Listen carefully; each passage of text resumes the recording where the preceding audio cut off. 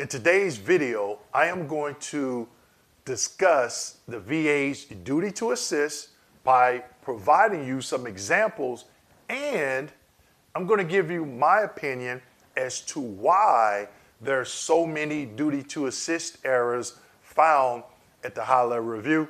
So make sure you stick around.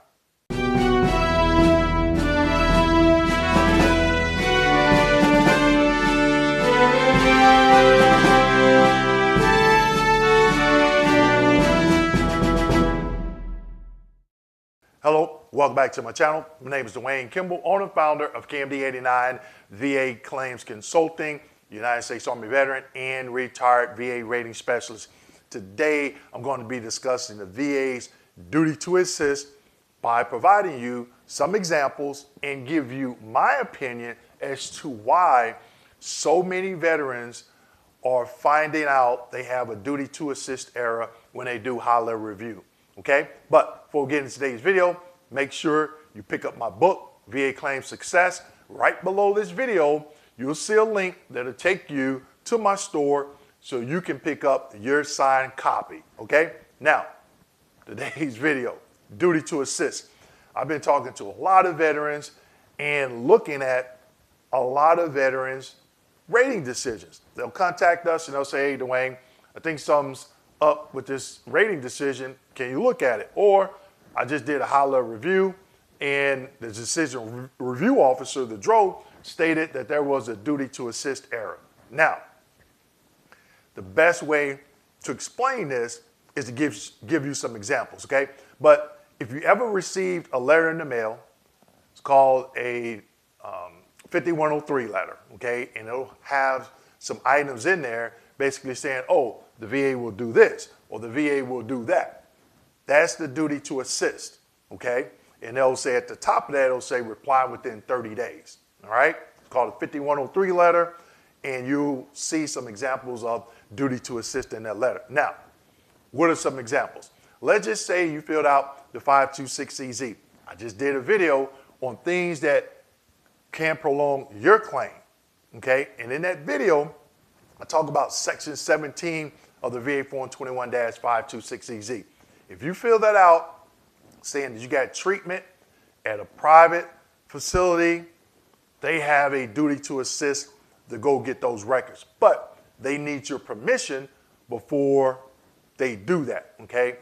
So that's one example of duty to assist. They'll send you VA Form 21-4142. You have to sign it, send it back. They send it to the doctor doesn't respond, they send it back, then they send you a letter. So I'll link that video to the end of this video. It explains what are some of the things that can prolong your claim, and that's one. But that's one example of duty to assist. Now, I think it was around 2005, VA medical centers, it was all paper, meaning there was no electronic version of it. But after that time, everything is electronic. So if you say, hey, I got treatment at this VA medical facility or this VA medical facility before that year, I think it was 2005, they have to send their request to the VA medical center and get those documents. That could take a long time, okay, because they have to send their request. Somebody may have to go down to archives or something like that and pull that data. But they are within federal control, so they have a duty to assist if you state you received treatment, okay? Now, another example. Let's just say you get access, you get treatment at a vet center, okay? Now, that vet center doesn't have electronic copies that the VSR or the RVSR can see like the VA medical centers, okay? There's a website that's called Capri. They log into it and they can see your progress notes and they can see treatment and so forth, whatever they need to adjudicate that claim, okay? But vet center records, they don't.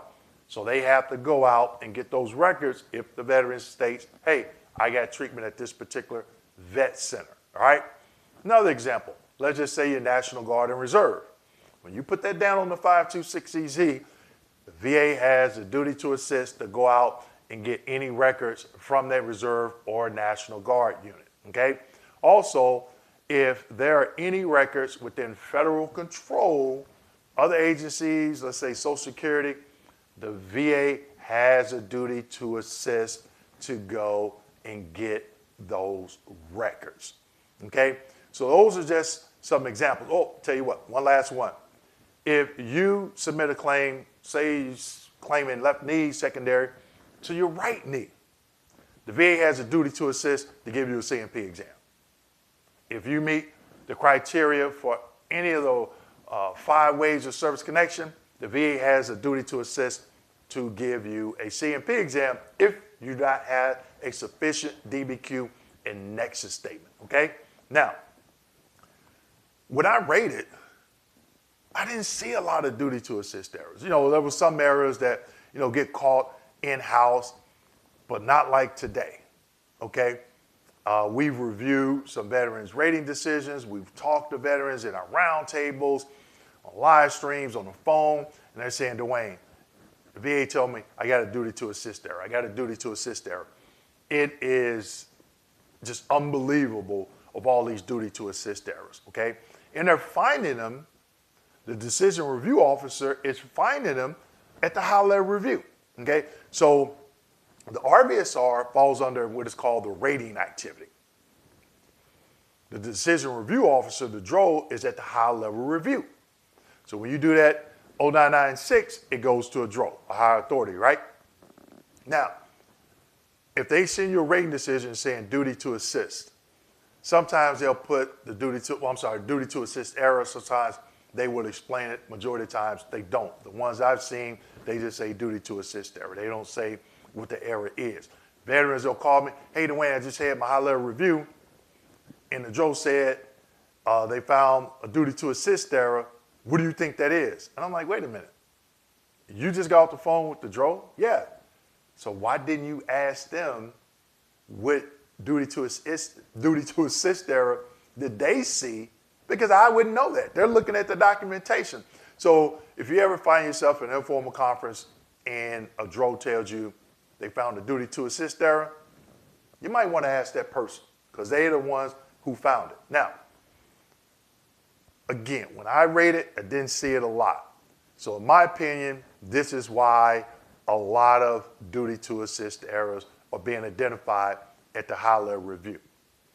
In some of my older videos, I talk about my experience as an RVSR rating specialist. And when I went through that training process, it was like 15, almost 20 weeks, right?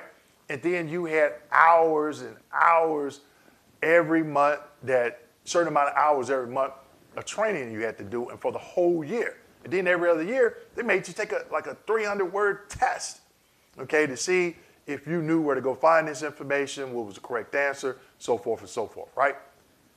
I don't think, right before I retired from the VA, they didn't have the same, the new RVSRs did not have the same training. It wasn't as robust. And I think that's why you're starting to see an uptick in duty to assist errors.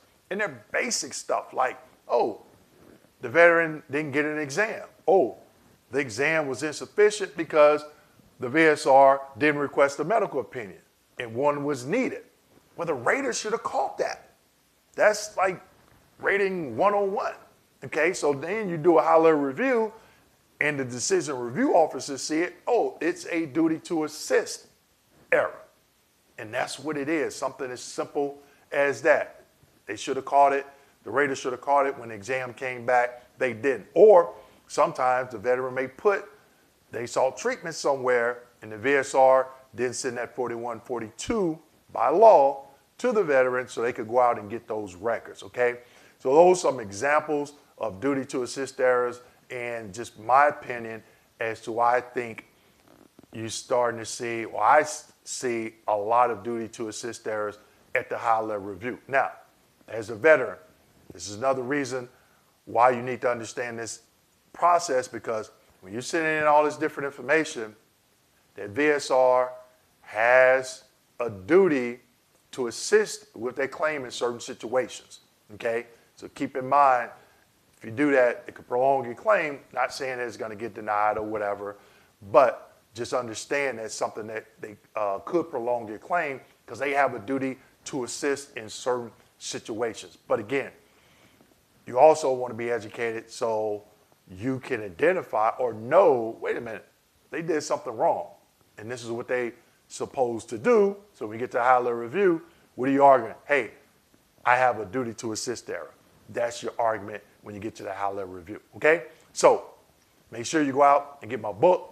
Please leave an Amazon review. Let me know what you think of the book. And as always, make sure you like, subscribe, hit that notification button, and don't forget to share this video with your fellow veterans. Thank you.